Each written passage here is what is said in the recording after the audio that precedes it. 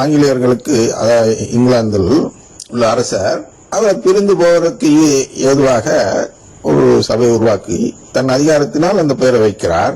அது ஒன்றெல்லாம் அதிகாரம் கிடைத்து அவர்கள் அந்த பெயரை ஒன்று சிலர் வைத்ததும் அதுக்கப்புறம் பிரிகிற எல்லா சபைகளும் அந்த பேரை வைத்துக் கொள்கிறார்கள். யார் வேணாலும் வெளியே போயிட்டு நான் பாஸ்டர்லாம் வாங்க 4 பேர் வாங்க அப்படின்னு 4 பிரியாணி கொடுத்தா வந்துடுறாங்க, மக்கள் வராங்க. வந்ததும் அதற்கு கிறிஸ்தவம் என்று பெயர் வைக்கிறார். நாங்களும் கிறிஸ்தவர்கள் தான், தடி எடுத்தவன்லாம் தண்டல்காரன் தான் என்று சொல்வது போல் பைபிளை கையில் எடுத்துட்டா உடனே கிறிஸ்தவன் என்று சொல்லிக் கொள்கிறார்கள்.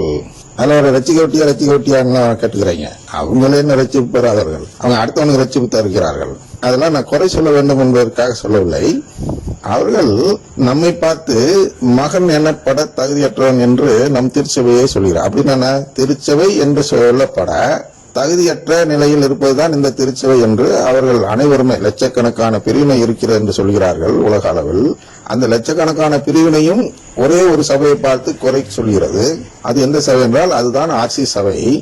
அவர்கள் குறை கூறும்போது இது தகுதி இல்லாத சபை, அதில் இருக்காதீர்கள் என்று சொல்லி குறை கூறி அவர்கள் சபைக்கு அழைக்கிறார்கள் மக்களை. அந்த பட்டியல் என்ன குறை கூறுகிறார்கள் என்று அந்த பட்டியலுக்கு தான் நாம் இப்போது விளக்கம் கூறி வருகிறோம். அதில் ஏற்கனவே கூறியிருப்பது என்னவென்றால் உருவ வழிபாடு, சிலை வழிபாடு இது ரெண்டும் செய்யக்கூடிய சபை இந்த ஆர்சி சபை. இந்த ரெண்டு வழிபாட்டையும் கடவுள் சபித்திருக்கிறார். அதனால் அங்கே போகாதீர்கள் என்று சொல்லிக் கொடுத்து அழைக்கிறார்கள் என்று பார்த்தோம். அந்த அழைப்பில் உள்ள தவறு என்ன, உருவ வழிபாடுனா என்ன, சிலை வழிபாடுனா என்ன என்பதற்கு விளக்கம் தந்து முடித்திருக்கிறோம் சென்ற பகுதியில். இந்த பகுதியில் என்ன செய்ய போகிறோம் என்றால் சடங்காச்சாரம் செய்தல். திருச்சபை அவங்க குறை கூற திருப்பி ஒரு கருவைஸ் பண்ணிடுறவங்களுக்கு அவங்க என்னென்னலாம் குறை கூறுகிறார்கள் என்றால், அதாவது தகுதியற்ற சபை என்று சொல்வதற்கு என்னெல்லாம் காரணம் சொல்கிறார்கள் என்றால், மற்ற பிரிவினை சபைகள் முதல்ல உருவ வழிபாடு செய்யும் சபை என்கிறார்கள், அடுத்து சிலை வழிபாடு செய்யும் சபை என்கிறார்கள், அடுத்து சடங்காச்சாரம் செய்யும் சபை என்கிறார்கள், அடுத்தது மார்ட்டின் லூத்தர் கொடுத்த அந்த 95 தீசிஸ் என்று சொல்லக்கூடிய 95 குற்றச்சாட்டுகள் இந்த சபைக்கு எதிராக இருக்கிறது என்று அதை சுட்டி காட்டுகிறார்கள். அடுத்தது அதுல என்ன வருதுன்னா புண்ணியங்களை விற்றல், புண்ணியங்களை விற்க முடியாது இவங்க விற்கிறாங்க அப்படின்னு குறை சொல்றாங்க. அப்புறம் பாவமன்னிப்பு சீட்டு குறித்து குறை சொல்கிறார்கள். திருவிவிலியத்தை வாசிக்கும் பழக்கம் இல்லாதிருத்தல், திருவிவிலியத்தை வாசிக்கும் பழக்கம் இல்லாதிருக்கிறதுனா எதுக்கு?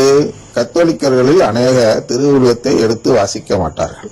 திருவிவிலியம் வீட்டில் இருக்கும், தலையணையா வச்சுக்கிறது போல அது சாமியத்துல இருக்கும், அவ்வளவுதான். என்னைக்காவது நினைச்சா எடுத்து வாசிப்பாங்க, யாரும் டெய்லி அதை எடுத்து வாசிக்க மாட்டாங்க இல்லையா? அது ஒரு குறை. அது இன்னும் திருச்சபையில அதெல்லாம் வற்புறுத்த மாட்டேங்கிறாங்க, யார் கையிலும் திருவிழியம் கொடுக்க மாட்டேங்கிறாங்க. திருப்பலிக்கு போனீங்கன்னா யாருமே கையில திருவிழியம் எடுத்துட்டு வர மாட்டாங்க. எது அப்புறமா அங்கங்க ஒரு சிலர் எடுத்துட்டு வரலாம்.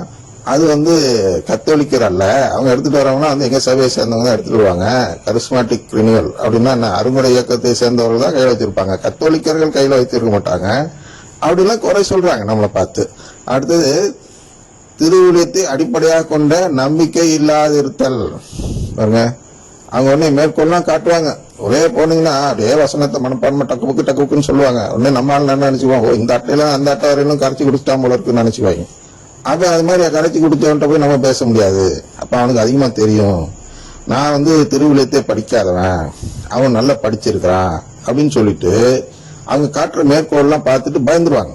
அதனால அவங்க நம்மளை பார்த்து குறை சொல்லுவாங்க, நீ நீங்க செய்யறதெல்லாம் திருவிழியத்துக்கு எதிராக இருக்கு, அப்புறம் எப்படி அவனை கத்தோலிக்கர்னு கிறிஸ்தவன்னு சொல்லிக்கிற அப்படின்னு சொல்லி நம்மளை பார்த்து அவங்க சொல்லுவாங்க. நம்மளாம் கிறிஸ்தவர் இல்லைன்னு சொல்லுவாங்க இல்லையா?